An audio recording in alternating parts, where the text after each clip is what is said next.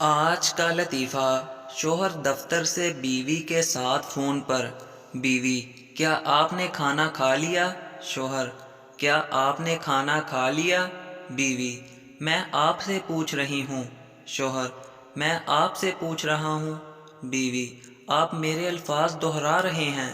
شوہر: آپ میرے الفاظ دہرا رہی ہیں۔ بیوی: آج شاپنگ پر چلیں؟ شوہر: ہاں، میں نے کھانا کھا لیا۔ بیگم نے شوہر کو کال کی کہ ونڈو کا لاک نہیں کھل رہا۔